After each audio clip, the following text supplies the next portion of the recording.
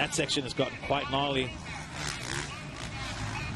Tomac a little bit closer than he was one lap ago. Yep. I think he's trying to mimic exactly what Musquin did through there. Like you said, certainly didn't lose as much ground as he normally does. He's strong under braking into these turns. His patience is now done. He's been eating roost from Marvin this entire race. 2.5 laps to go. The fans absolutely loving this battle here at the Wick. Big outside line push for Tomac. Switches back to the inside and the exit of the corner. Marvin's going to have to go outside to block it, and he does. Yeah, smooth. He has to do that, Marvin. He heard Tomac there. Tomac just going for it, trying everything he can, but Marvin always just able to close the door so far. This is when the intensity picks up. You don't wait for your favorite spot. You're going to push and try and make a spot. Tomac tried to cross over the ruts that were in that corner. It wasn't quick, but I'm actually surprised he did not lose that much time. It was a combination of he was going to try something, and I think he made a little mistake. But like you said, we've seen Bosch be very good at that, coming to a corner and bank off the entrance and just go straight to the exit.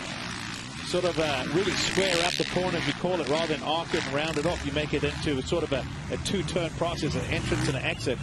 Yeah, worth the risk for Tomac, who's 3 or 4 bike lengths behind. Certainly didn't lose a ton of ground. And again, we're hitting that long straightaway in the back.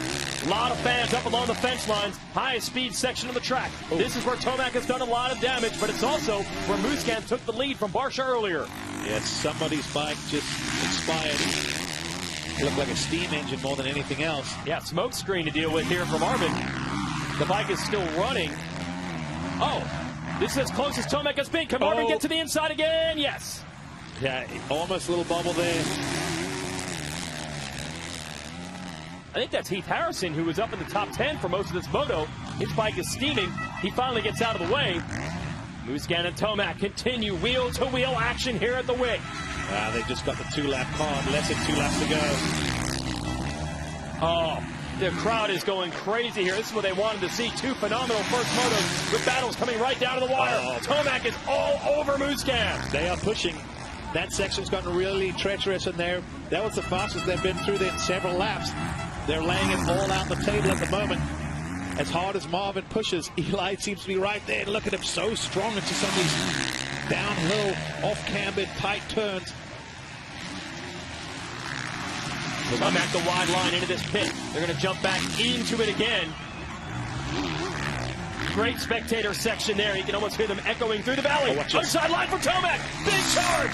Musquin's able to beat him to the spot. He was going to go for it, but Musquin, almost with that sixth sense, knew he was going to be there. Just hit the brakes and shut the door on him.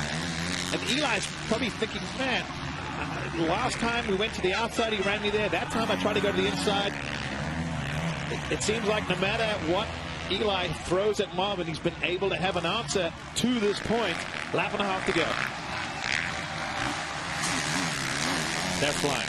These guys are pushing hard. This is just fun to watch. There's really not much to say except 2 masters of the game right now. Tomac doing everything right to try to find running room, and Musquin doing everything right to block it. And it is incredible how much roost Tomac has taken on throughout this race. Oh, yeah, you can tell. Probably when he gets an opportunity, you'll see him reach up for that roller. Usually, watch out of this corner, there's a little opportunity out of one of these jumps. Tomac close. He is close. Yep. Musquin airing out the top of that jump, even had feet off the pegs, trying to get the bike back where he wanted. Big push around the outside from Tomac. He's trying everything. Marvin keeps closing the door. Oh, who's going to get the exit of the corner? Finally, Tomac is able to execute the pass. Man, that was close. Musquin went to go shut the door, but he couldn't because Tomac had pushed his way through. Great race. You see the blue flag, that's like lap of complete move. White flag, last lap. Here we go. And Musquin not giving up. He's giving it everything he has. White flag out, as you mentioned, trying to get Tomac back. You might as well let it all hang out now. You got to. You've given it everything you've got. This is a huge mental game. It's also be big for a point swing. Instead of losing 3 for Musquin, gaining 3 at this point of the season, it all makes a huge difference. It's a 6-point swing. But Marvin! Marvin is down. He hits the back of that jump. Little pit down there. How big a lead do they have?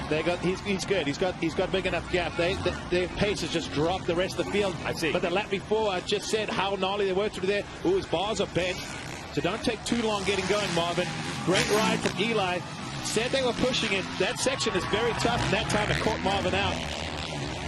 Wow. Take us through this, Grant. He just lands, see, just about a foot to the left of where he normally would, and he lands right in the cush instead of next to it. And then it sucks up when your suspension compresses. You see the sort of front end tuck and dig into that sand, and then it just rebounded and threw him off the bike. Not a hard crash, but that was purely pushing through sections where riders are not comfortable going that sort of pace. But, you know, when you're at this level, you don't have a choice. Here, the crowd, they've enjoyed this. They take their hats off to this man right here. Got to take your hat off to Marvin. Between the two of them, they make great racing. Oh, the legacy continues to grow here for Eli. Another come-from-behind win, another race that's going to go in the column for him. But as we've been saying all year, was it nearly as easy as it appears? Yeah, he's going to win this moto, but he leads essentially one lap of it. Made the pass as the white flag was coming out. Just a power move around the outside, refused to lift. And then it was cool to see Marvin try to come back on him. Musquin, by the way, is okay. He's still 14 seconds ahead of Marvin, so he's still solid in second. And maybe we get another showdown on Moto 2 for the overall.